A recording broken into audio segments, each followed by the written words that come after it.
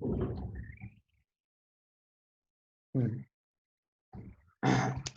सभी हाथ जोड़ लेंगे, मंगलाचरण करेंगे। नमो अरिहंताणं, नमो सिद्धाणं, नमो आयर्याणं, नमो वज्रायाणं, नमो लोये सव्वसाहुणम्। उत्तम क्षमा मार्दव आर्जव भाव है, सत्य शोच संयम तप त्याग उपाव है। आकिंचन ब्रह्मचर्य धर्म 10 सार है, चहु गति दुख ते काढ़ी मुक्ति कर तार है। यह 10 लक्षण महापर्व की पूर्व संध्या है और आज हम 10 लक्षण पर्व के स्वरूप में कुछ चर्चा करने वाले हैं। कल से पूरे देश में ही नहीं, पूरे विश्व में ये महापर्व बड़े ही हर्षोल्लास पूर्वक, ज्ञान और संयम की साधना के पूर्वक मनाया जाने वाला है। और यद्यपि इस वर्ष हर वर्ष जैसी अनुकूलता नहीं है, कई जगह तो इस प्रकार की स्थिति है कि जिनेंद्र भगवान के दर्शन भी सुलभ नहीं है। हर बार जहां मंदिर में भक्ति से पूजा के साथ में ये पर्व मनाया जाता है, दूर दूर से विद्वान जन, ज्ञानी जन और त्यागी जन मंदिरों में आते हैं, गांव गांव शहर शहर जाते हैं और इस ज्ञान की गंगा को बहाते हैं। पर इस बार वो अनुकूलता नहीं है। तो इस बार हमें और सजग रहने की, और सतर्क रहने की और अधिक कुछ मेहनत करने की आवश्यकता है। कि क्या है वो आवश्यकता, क्या है वो मेहनत, कि इस बार हमें खुद से तैयारी करनी है। इस बार हमें खुद की तैयारी करनी है। हर बार जो हम इतने विद्वानों से सुनते हैं, मंदिर में जाते हैं, जिनेंद्र प्रभु का दर्शन कर पाते हैं, इस बार तो शायद ऐसी अनुकूलता नहीं है। ये काल का दुष्ट, तैयारी ऐसी होनी चाहिए जो हमने है, समझा है। अब ये 10 दिन उसकी आराधना,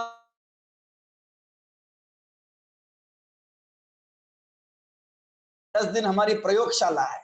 अब हमें वो प्रयोग करना है कि क्या जो सीखा,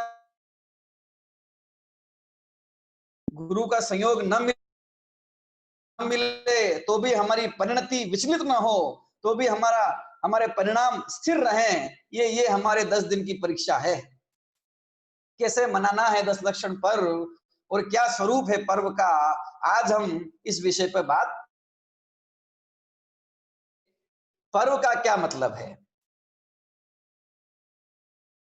पर्व शब्द का अर्थ है विशेष मांगलिक अवसर,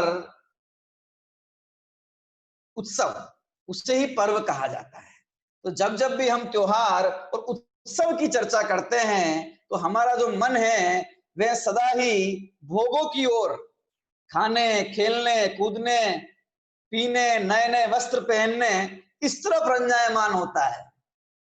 जब जब भी उत्सव और त्योहार की चर्चा होती है तो नए नए वस्त्र पहनना, तरह तरह के व्यंजन बनाना, लोगों से मिलने जाना और पूरा दिन इस तरह आमोद प्रमोद में बिताना, यही हमारे मन में एक छवि बनती है। चाहे होली को याद किया जाए या दिवाली को, चाहे महावीर जयंती को याद करें या रक्षाबंधन को, वे सारे पर्व हमारे मस्तिष्क में एक जो छवि उभारते हैं वो ये उभारते हैं कि इस दिन जो 5 इंद्रिय के भोग हम सामान्य दिनों में सामान्य रूप से करते हैं, तो इस दिन कुछ विशेष करना है, तो हो गया पर्व पूरा। लेकिन ये जो 10 लक्षण महापर्व है, ये पर्व भोगों का नहीं, ये उन भोगों में लीन होने का नहीं, बल्कि त्याग का पर्व है। जब जब भी 10 लक्षण पर्व की चर्चा आती है और बात आती है तो हम बहुत अधिक खाने की ओर नहीं जाकर भोजन त्यागने का सोचते हैं। बहुत ज्यादा बाहर में 5 इंद्रिय के विषय में मन को उलझाने की बजाय मन को स्थिर रखने का सोचते हैं, उसको टिकाने का सोचते हैं, ज्ञान का सोचते हैं, ध्यान का सोचते हैं, साधना का सोचते हैं, संयम का सोचते हैं। यही इस पर्व की महानता है कि बाकी सारे पर्व के दिनों में जहां हमारा मन बाहर जाता है, वहीं इन दिनों में हमारा पर्व हमारा मन अंदर आता है। वैसे तो सारे जैन पर्व हमें राग रंग की ओर नहीं ले जाते, वे सारे ही हमें वीतरागता की ओर ले जाते हैं। तथापि इस 10 लक्षण धर्म का महत्व कुछ विशिष्ट है। ये काल भी इस प्रकार का बन जाता है कि हमारा मन भी अत्यंत पवित्र हो जाता है। एक कल से ही ये पर्व प्रारंभ होने वाले हैं और आज से ही मन ऐसा उत्साहित है, मन सब ओर से अपने आप विरक्ति के भाव को लेता जाता है। तो ये जो एक काल का प्रभाव, एक 10 दिन का हमारे मन में, हमारा मन जो तैयार हो जाता है इन 10 दिनों के लिए, इस 10 दिन में हम वो करने के लिए तैयार होते हैं जो वर्ष भर करने में शायद हमें शक्तिहीनता महसूस होती है। बाकी दिनों में एक उपवास करने में भी तकलीफ महसूस होती है, लेकिन इस 10 दिनों में 1 दिन 2 दिन अपनी शक्ति अनुसार, कोई 3 दिन 5 दिन और 10 दिन भी उपवास कर लेता है। तो ये एक प्रकार की आंतरिक एक शक्ति है, आंतरिक एक भावना है जो भावना कार्य करती है। तो ये जो विरक्ति का अवसर, ये जो विरक्ति का मौका हमें मिलता है, इस मौके का सदुपयोग उस तत्व को समझने के लिए करना चाहिए। केवल बाह्य क्रियाओं में संतुष्ट होकर नहीं रह जाना चाहिए। तो जब तक स्वरूप न समझेंगे तब तक वह धर्म हो ना सकेगा। जब 10 लक्षण धर्म की बात की जाती है तो वे आत्मा की आराधना के संबंध में बात की जाती है, संयम और साधना के संबंध में भी बात की जाती है। और यही इस 10 लक्षण धर्म की सार्थकता भी है कि हम इसको सिमट कर मनाएं, फैल कर नहीं, अंदर की ओर आकर मनाएं। और वे तो वैसे भी अभी का जो समय है वो तो यही कहता है कि बाहर मत जाओ। अब बाहर नहीं जाएंगे तो कहां जाएंगे, कि अंदर जाएंगे और कहां जाएंगे, तो अंदर तो आना ही है। चूक गए तो फिर दुर्लभ है प्राप्ति होना। देखिए, पर्व अनेक प्रकार के होते हैं। मुख्य रूप से 2 भागों में हम पर्व को विभाजित करेंगे। एक तो है शाश्वत पर्व और दूसरे हैं सामयिक पर्व। शाश्वत पर्व और सामयिक पर्व। शाश्वत पर्व को हम त्रैकालिक पर्व भी कह सकते हैं और सामयिक पर्व को हम तात्कालिक पर्व भी कह सकते हैं। 2 प्रकार के पर्व सर्वत्र मनाए जाते हैं, त्रैकालिक पर्व और तात्कालिक पर्व। तो त्रैकालिक पर्व जैसा कि इस शब्द से ही हमें ज्ञात होता है, त्रैकालिक पर्व उसका नाम है जो तीनों ही कालों में मनाया जाता है, अनादि काल से मनाया जाता रहा है, वर्तमान में भी मनाया जाता है और अनंत काल तक जिसे मनाया जाएगा। न तो जिसकी कोई आदि हुई है और न कभी उसका अंत आने वाला है। ऐसे जो पर्व हैं उन्हें त्रैकालिक पर्व कहा जाता है। उसे हम अनादि अनंत पर्व भी कह सकते हैं। वे सब त्रैकालिक पर्व है। त्रैकालिक पर्व कौन कौन से हैं और तात्कालिक पर्व कौन से हैं, ये चर्चा हम करेंगे अभी। और तात्कालिक पर्व या सामयिक पर्व किसे कहेंगे? ऐसे पर्व, त्योहार, उत्सव जिनका संबंध किसी समय विशेष से हो, किसी व्यक्ति विशेष से हो, उसे सामयिक पर्व कहा जाएगा, है ना। कि कोई घटना ऐसी घट गई, अथवा कोई व्यक्ति का जन्म हो गया, अथवा किसी व्यक्ति का निर्वाण हो गया, या कोई ऐसी घटना घट गई,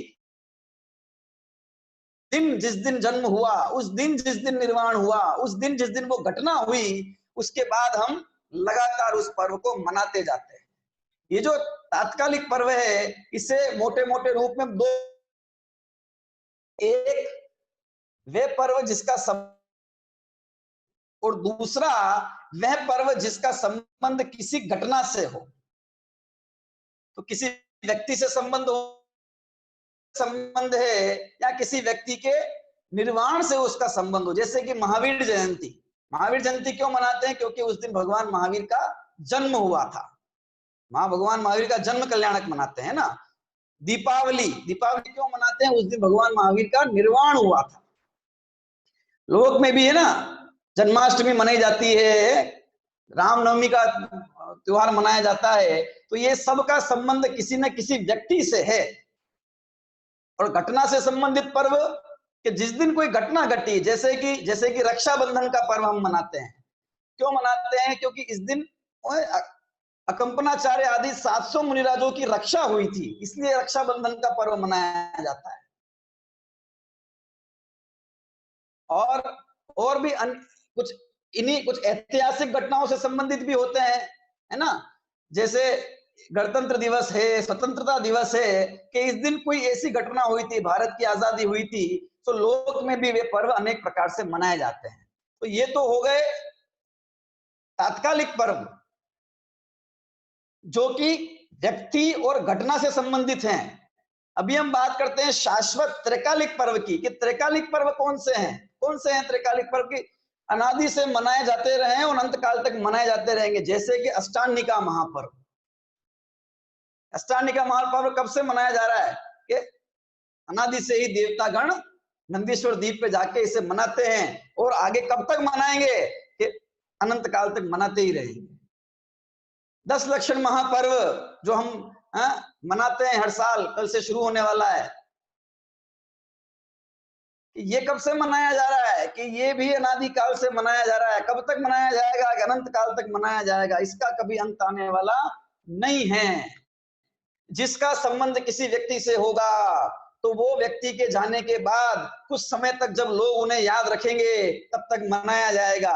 फिर धीरे धीरे उसे मनाना बंद कर दिया जाएगा, छोड़ देंगे। जैसे भगवान महावीर अंतिम थे, तो उनके जन्म कल्याण को हम जन्म जयंती के रूप में मनाते हैं। भूतकाल में तो कई 24वीं हुई है, कई कई बार 24 तीर्थंकर हो गए, लेकिन उनके जन्म को तो हम नहीं मनाते आज जन्म कल्याण के जन्म जयंती के रूप में। इसी प्रकार से उनके निर्वाण को हम दीपावली के रूप में मनाते हैं, भगवान महावीर के निर्वाणोत्सव के रूप में मनाते हैं। लेकिन उससे पहले भी तो कई तीर्थंकरों का इसी 24वीं में तो हो, उनका तो मनाते हैं, लेकिन पहले भी तो भूतकाल में अनंत 24वीं हो गई, लेकिन उनका तो नहीं मनाते हैं।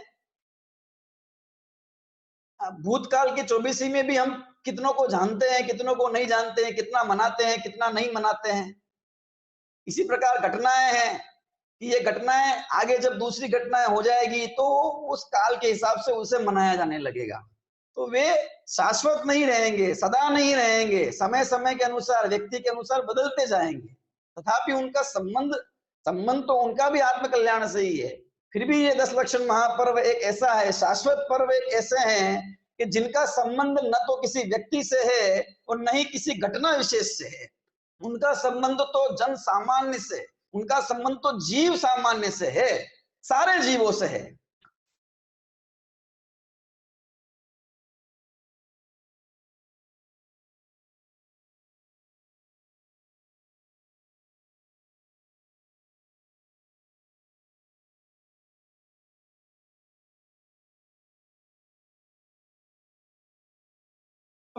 ये कब से है, कब से वितरागी हो रहे हैं, कि अनादिकाल से हो रहे हैं, कि वर्तमान में है कि नहीं है, कि हैं, अनंत काल तक होंगे कि नहीं होंगे, कि होंगे।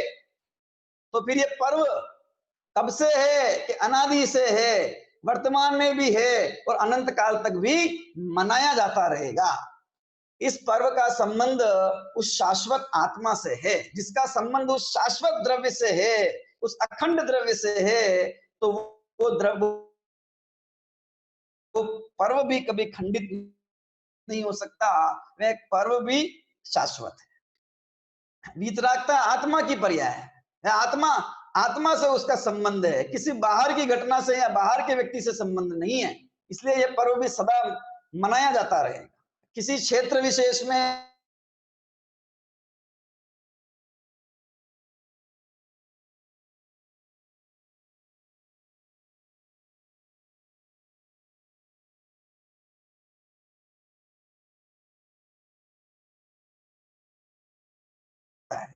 हमेशा विद्यमान रहता है। देखिए, ये 10 लक्षण पर्व द्रव्य, क्षेत्र, काल और भाव से अखंडित है। शाश्वत, शाश्वत कहा ना इसको, शाश्वत क्यों कहा है, कि द्रव्य से, क्षेत्र से, काल से और भाव से ये खंडित नहीं होता। क्यों नहीं होता, क्योंकि जिस आत्मा से इस पर्व का संबंध है, वो भी द्रव्य से, क्षेत्र से, काल से और भाव से कभी खंडित नहीं होता है। आता है ना समयसार जी में, न द्रव्येण खंडयामी, न क्षेत्रेण खंडयामी, न कालेन खंडयामी, न भावेन खंडयामी। कि मैं आत्मा ना तो द्रव्य से खंडित होता हूं, द्रव्य से खंडित नहीं होता मतलब ना तो मैं परद्रव्य से किसी से खंडित होता हूं, कोई परद्रव्य इस आत्मा का घात नहीं कर सकता, इसका खंड खंड नहीं कर सकता, इसे तोड़ मरोड़ नहीं सकता। और नहीं मैं स्वद्रव्य से खंडित होता हूं, स्वद्रव्य से मेरे जो अनंत गुण हैं उसमें से एक भी गुण बिखर कर अलग नहीं होता, मैं टूटता नहीं है, बिखरता निकल नहीं जाता आत्मा से, और गुण तो जाते ही नहीं। लेकिन आश्चर्य की बात यह है कि अनादि अनंत जो पर्यायों का प्रवाह क्रम है, वो पर्यायों का प्रवाह क्रम भी बिल्कुल निश्चित है एक एक द्रव्य का, मेरा खचित है अपने समय में एक एक पर्याय है, वो पर्याय उस कड़ी से, उस लड़ी से टूटती नहीं है, जो अनादि से है, वर्तमान में है और अनंत तक होगी, वे होगी, ये निश्चित है। वे सब पर्याय इस द्रव्य की, इस द्रव्य में मौजूद है।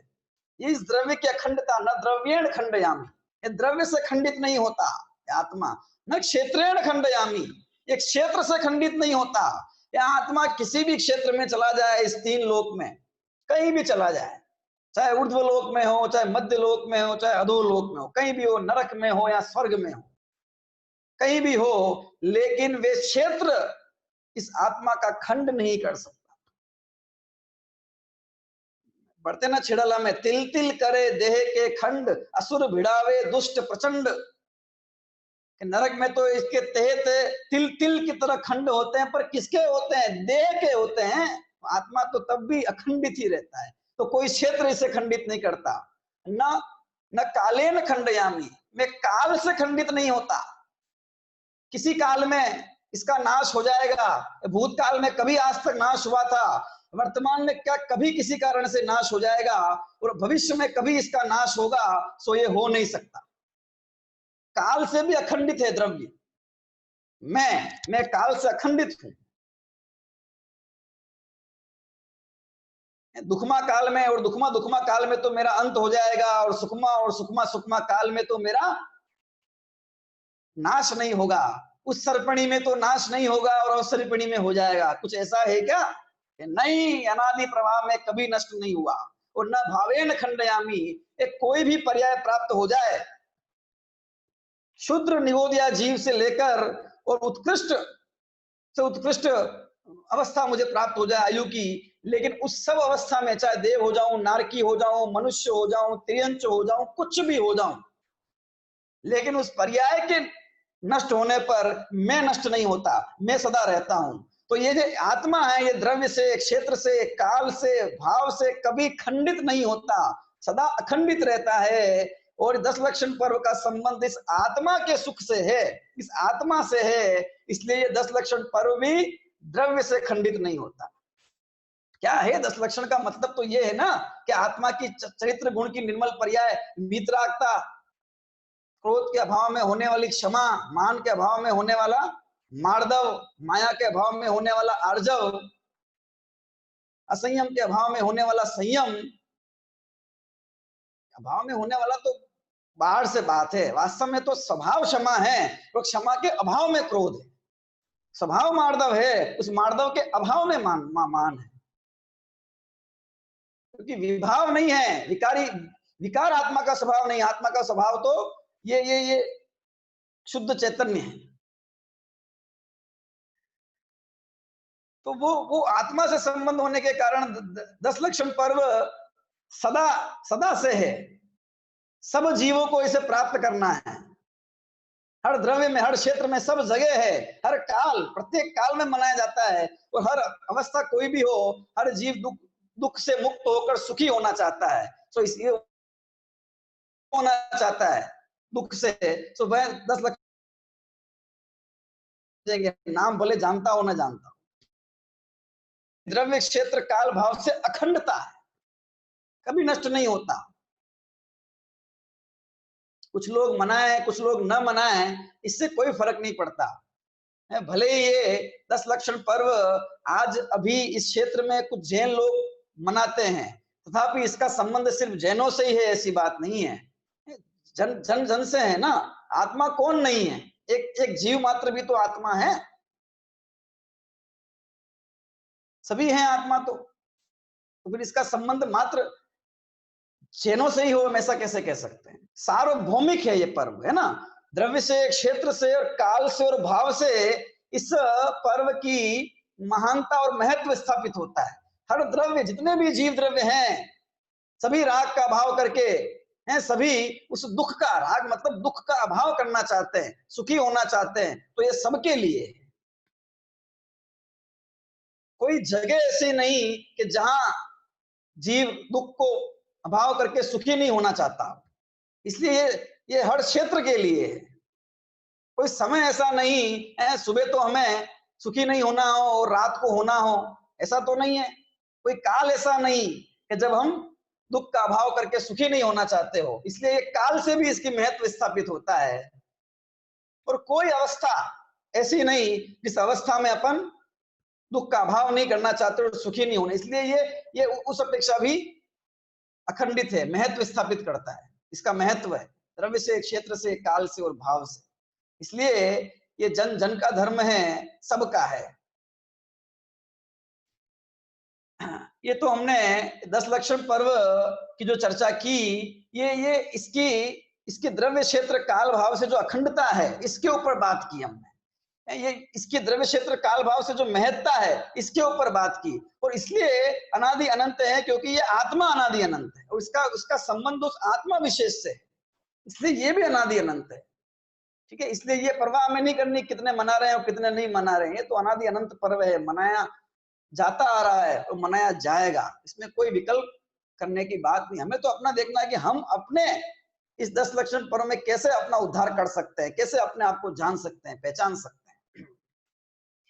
ये हम बात करते हैं 10 लक्षण धर्म की। क्या इस शब्द का अर्थ होगा? 10 लक्षण धर्म, इस शब्द का अर्थ क्या होगा? देखिए, शब्द को अगर हम देखें 10 लक्षण धर्म, यानी कि धर्म जिसके 10 लक्षण कहे गए हैं, वह एक धर्म जिसके 10 लक्षण कहे गए हैं, उसी को हम 10 लक्षण धर्म कहेंगे। यानी इससे बात समझ में आती है कि धर्म 10 नहीं है, धर्म तो एक ही प्रकार का है। उस एक ही धर्म के 10 लक्षण कहे गए हैं। उसको पहचानने के लक्षण, उस धर्म को जानने के लक्षण, जिस जीव के ये धर्म प्रकट होता है तो उसके बाहर में किस किस प्रकार की वृत्तियां प्रवृत्तियां नजर आती है, ये लक्षण है उसके। जब पंडित ध्याननाथ राय जी ने 10 लक्षण धर्म की पूजन लिखी तो उसके शुरुआत में उन्होंने जो छंद लिखा संस्कृत में, वह क्या लिखा? उत्तम शांति काद्यंत ब्रह्मचर्य सुलक्षणम स्थापय 10 धा धर्म उत्तमम जिन भाषितम। जब हम ध्यान से इस श्लोक को पढ़ते हैं तो हमें ये बात वहां भी समझ में आ जाती है। वहां क्या लिखा? धर्मम उत्तमम, एक वचन में लिखा है, उत्तमम धर्मम। 10 लक्षण धर्म एक वचन में, एक ही है वह। और आगे क्या लिखा? 10 धा, 10 प्रकार से उसकी स्थापना की जाती है, 10 प्रकार से। पर वो है कितना कि एक, कि क्या है वास्तव में? ये आत्मा में जो सम्यक चरित्र गुण की निर्मल पर्याय है, उसी का नाम धर्म है। चरित्रम खलु धम्मो, ऐसा हम कहते हैं। और क्योंकि वह चरित्र सम्यक दर्शन और सम्यक ज्ञान के बिना नहीं होता, तो ये सम्यक ज्ञान, सम्यक दर्शन, सम्यक ज्ञान और सम्यक चरित्र रूप जो रत्नत्रय धर्म है, वही वास्तव में धर्म है। और यहाँ जो 10 लक्षण धर्म की बात है, उस चरित्र गुण की मुख्यता से है। कषाय के अभाव में, मोहनी कर्म के अभाव में होने वाली जो वीतरागता है, उस संदर्भ में कि उस वीतरागता का नाम धर्म है। वो वीतरागता रूप वो धर्म एक ही प्रकार का है। उत्तम क्षमा के अभाव में होने वाला, क्रोध के अभाव में होने वाली उत्तम क्षमा और मान के होने वाले रूप में होने वाला उत्तम मार्दव, वे वीतरागता ही है। वो एक वीतरागता ही है। क्योंकि जब कषाय का भाव होता है तो जीव को क्या प्रकट होती है? निष्कषाय दशा प्रकट होती है। तो निष्कषाय दशा मतलब क्या? कि वीतरागता। धर्म एक वीतरागता रूप ही है, लेकिन उसको देखने के 10 एंगल हैं, उसे 10 प्रकार से देखा जा रहा है। जब उस एक वीतराग परिणति को, एक वीतराग पर्याय को हमने देखा, तो जब उसमें क्रोध है कि नहीं है, कि इसमें क्रोध नहीं है, ये उत्तम क्षमा है। इसमें मान है कि नहीं है, इसमें मान नहीं है, ये उत्तम मार्दव है। इसमें माया है कि नहीं है, इसमें माया कषाय नहीं है, यही उत्तम आर्जव है। इसमें लोभ है कि नहीं है, अशुचिता है कि नहीं है, कि नहीं है, परम पवित्र है, यही उत्तम सोच है। इसमें असंयम है कि नहीं, वितरागता तो संयम रूप है, यही उत्तम संयम है। आत्मलीनता रूप है सो ब्रह्मचर्य और तप है, पर से निवृत्ति रूप है सो आकिंचन्य है। सत्स्वरूप में स्थिति है सो उत्तम सत्य है। वही एक पर्याय है, तो जब अलग अलग एंगल से हम देखते हैं तो ये, और 10 क्यों है, धर्म के लक्षण तो अनेक हो सकते हैं, तथापि ये मुख्य 10 लक्षण कहे क्योंकि इनके अभाव में जो विकारी पर्याय होती है, वो 4 कषाय और 5 पाप रूप पर्यायों से हम सब भली भांति परिचित है। तो पहले उनकी बात की जाती है कि क्रोध का अभाव क्षमा, मान का अभाव मार्दव, क्योंकि क्रोध से परिचित हैं, क्षमा से परिचित नहीं है। राग से तो परिचित है पर उस वितरकता से परिचित नहीं है। तो ये समझाया जाता है कि क्रोध नहीं हो ऐसी स्थिति का नाम, मंदता का नाम नहीं, अभाव का नाम। कषाय नहीं हो, कषाय के अभाव का नाम निष्कषाय। राग नहीं है सो वीतराग, इस प्रकार बाढ़ से बात की जाती है। तो ये 10 प्रकार का धर्म नहीं, धर्म तो एक ही प्रकार पर, इसका 10 प्रकार से वर्णन किया जाता है, 10 प्रकार से इसे देखा जाता है, समझा जाता है। और फिर 10 दिन, एक एक दिन हम एक एक धर्म को की आराधना करते हैं, उसको समझते हैं। ऐसा नहीं है कि पहले दिन क्रोध का हमें अभाव करना है और दूसरे दिन मान का करना है, ऐसा नहीं है। राग का अभाव जितना जल्दी हो उतना अच्छा है ना, एक साथ ही हो तो अच्छी बात है ना, एक एक दिन थोड़ी इसके लिए कि कोई दिया गया है क्या। और वैसे भी अभाव तो हमने जाना है ना, कैसे अनंतानुबंधी का अप्रत्यक्ष अनावरण, प्रत्यक्ष अनावरण, तो अनंतानुबंधी चतुष्क गया पूरा, सब क्रोध मान माया लोभ एक साथ, यही तो व्यवस्था है। लेकिन 10 दिन का समय इस प्रकार का समय है कि 10 दिन कम से कम अपने जीवन के, अपने वर्ष के बराबर इसकी साधना में लगाएं। इसलिए एक एक दिन एक एक धर्म की आराधना की बात की जाती है। तो 10 दिन में ये 10 धर्मों की आराधना की जाती है। और इस प्रकार का वर्णन भी हमें मिलता है शास्त्र में कि वर्ष के 3 बार इस 10 लक्षण पर्व को इस तिथि से इस तिथि तक मनाना चाहिए। तो हम 10 धर्म की आराधना पूर्वक इसको मनाते हैं। तो कौन कौन सी तिथियां हैं वो देखो, कल से जो शुरू हो रहा है हमारा भादो सुदी पंचमी से लेकर चतुर्दशी तक, ठीक है, एक तो ये। इसी तरह माघ में भी, माघ माह में भी माघ सुदी पंचमी से चतुर्दशी तक, और चैत्र माह में भी चैत्र सुदी पंचमी से और चतुर्दशी तक इस पर्व को मनाया जाता है। 3 बार साल में ये 10 लक्षण महापर्व आते हैं। बहुतों को तो ये बात पता भी नहीं है, ठीक है, क्योंकि वे अन्य जो 2 बार आते हैं उसे सब इतने इस उत्साह से नहीं मनाते कि जितना इसको मनाते हैं, भादो वाले को, भादवे वाला जो हमारा आता है। इसका एक कारण ये भी है कि देखिए बारिश का समय है, वर्षा काल का समय है। पुराने जमाने में तो वर्षा में सारे काम रुक जाया करते थे, युद्ध वगैरह भी नहीं हुआ करते थे, है ना, बाहर आना जाना भी व्यापार के निमित्त से नहीं होता था क्योंकि नदियां वगैरह भर जाती थी पानी से। और मुनि महाराज इत्यादि संत त्यागी भी जो होते हैं वे 4 महीने में कहीं विहार नहीं करते क्योंकि जीवों की उत्पत्ति अत्यंत हो जाती है। तो उनके रक्षार्थ इस प्रकार का कार्य नहीं होता। तो समागम भी ऐसा मिल जाता है गांव गांव में, शहर शहर में, कि वहां मुनि विद्वान संत होते हैं। और जो व्यापारी वर्ग है, जो अन्य वर्ग है, वो भी प्रायः काम से मुक्त ही हुआ करता था। तो इस समय जो है सब प्रकार से अनुकूलता बैठ जाती है, समय भी मिलता है और समागम भी मिल जाता है। तो इस प्रकार का पर्व मनाया जाता है। अब आज स्थिति ये है कि आज 24 घंटे और 12 ही महीने काम है, किसी को कहीं फुर्सत ही नहीं है। अब चौमासा हो या सर्दी हो या गर्मी हो, कुछ भी हो, ये स्थिति बन गई है। तथापि ये परंपरा चली आ रही है। तो हम इन पर्वों में, इन 10 दिनों में विशेष रूप से इसकी आराधना को करते हैं। और देखिए जीवों की उत्पत्ति इत्यादि भी बाहर में अधिक है। सो बाहर के विकल्पों से मुक्त होकर, ज्यादा गमनागमन से मुक्त होकर और शांति से अपने घर पे बैठकर अथवा मंदिर आदि में जाकर हम ये आराधना का कार्य करते हैं। और अब तो देखो संयोग भी ऐसा मिल गया है कि बाहर जाना चाहे तो भी जा नहीं सकते हैं, तो घर में ही रहना है अब तो, तो ये तो और अच्छी बात है कि बाहर का विकल्प मुक्त होके और शांति से घर में बैठ के ये 10 दिन हम संयम की आराधना करें। और 10 दिन ही क्यों करें? धर्म की बात अच्छी है तो 10 दिन ही क्यों करें, फिर जीवन भर करें ना। जब अच्छा ही है तो अच्छा मान के इसको अपना रहे हैं तो फिर 10 दिन क्यों, हमेशा जीवन भर शुरुआत हमारी हो जानी चाहिए। तो इस 10 लक्षण पर्व की कुछ सार्थकता हम कर सकेंगे। आने वाले जो 10 दिन हैं, उन 10 दिनों में हम प्रत्येक दिन एक-एक धर्म के स्वरूप को पंडित ज्ञानत राय जी की जो पूजन है, उस पूजन में जो 10 अंग के 10 धर्म के अर्घ दिए हुए हैं, तो एक-एक धर्म के अर्घ को लेंगे, उसका अर्थ हम करेंगे और उसके भाव को समझेंगे। इस प्रकार से हम भी ज्ञान की आराधना और इन 10 धर्मों के स्वरूप को हम समझेंगे। तो उत्तम शब्द जो लगा है इसके आगे, है ना, उत्तम क्षमा, उत्तम मार्दव। सो उस उत्तम का मतलब सम्यक दर्शन और सम्यक ज्ञान ही। सम्यक दर्शन ज्ञान पूर्वक क्षमा, सम्यक दर्शन ज्ञान पूर्वक मार्दव। क्षमा मार्दव आर्जव, इसका मतलब चरित्र। एक शब्द में कहेंगे तो हम वीतरागता, एक शब्द में कहेंगे तो हम सम्यक चरित्र कह सकते हैं। तो उत्तम क्षमा मार्दव आर्जव जब कहा जा रहा है तो इसका मतलब सम्यक दर्शन ज्ञान चरित्र की एकता रूप जो धर्म है, जो मोक्ष मार्ग है, उसकी चर्चा की जा रही है, उसकी बात की जा रही है। वो वही धर्म है और उसी धर्म की आराधना इस 10 लक्षण पर्व में हमें और आपको करनी है।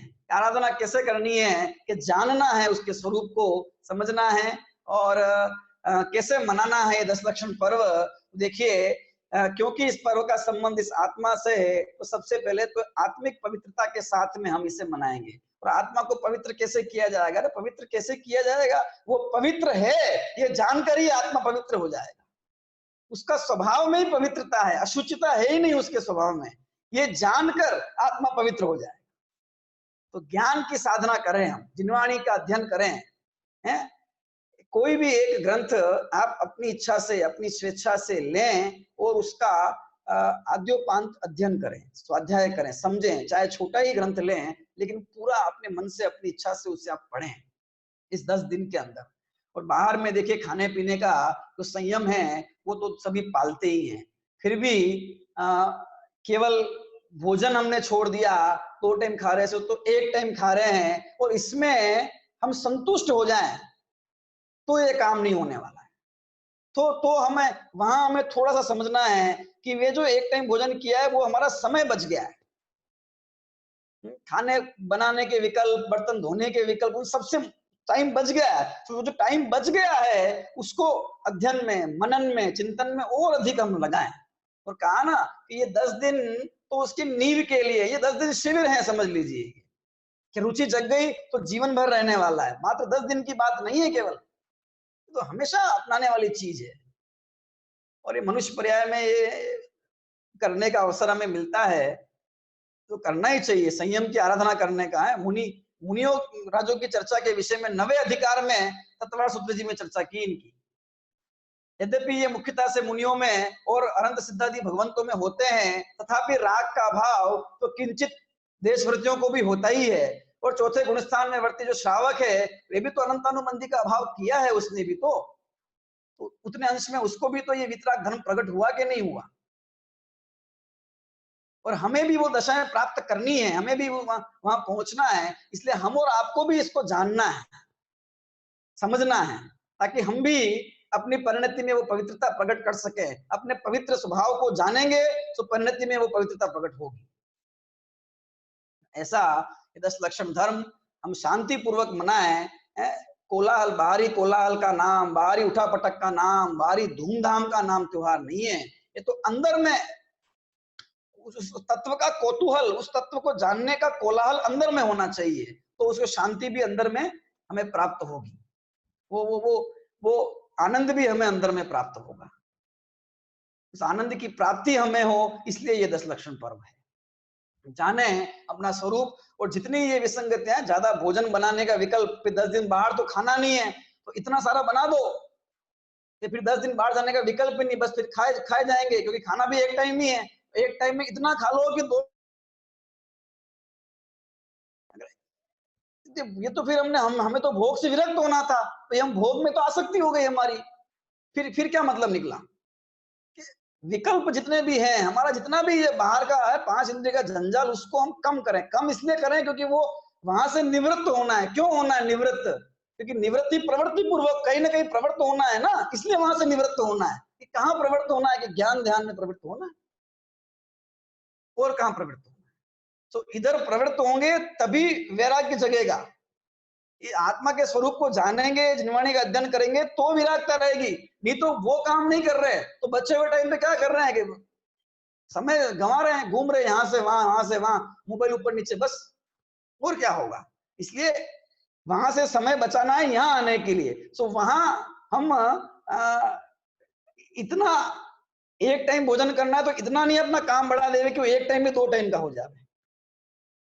और अल्प भोजन सब बात करेंगे हम, जब चर्चा आएगी तब धर्म की, तब ये सारी बातें करेंगे भोजन उपवास के संदर्भ में, क्योंकि समय समय पर चर्चा आने ही वाली है।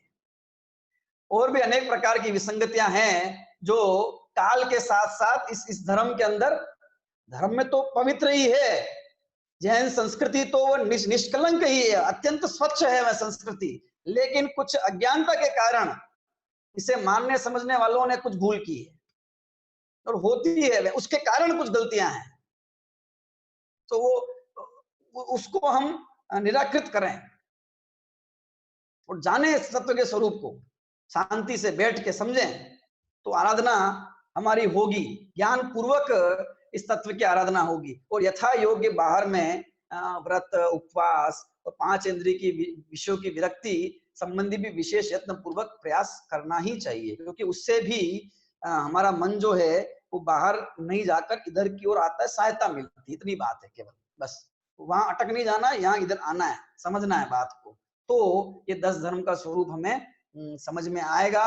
इस 10 धर्मों के स्वरूप को हम समझें गहराई से और अपने अंतर में सम्यक दर्शन ज्ञान चरित्र रूप धर्म परिणति को प्रकट करें, मोक्ष मार्ग को प्रकट करें, इसी पवित्र भावना से विराम। आज के विषय के संदर्भ में यदि कोई बात हो, कोई प्रश्न यदि आपको हो, तो अगली मीटिंग में आप पूछ सकते हैं। अगली मीटिंग में शुरू करने वाला हूँ।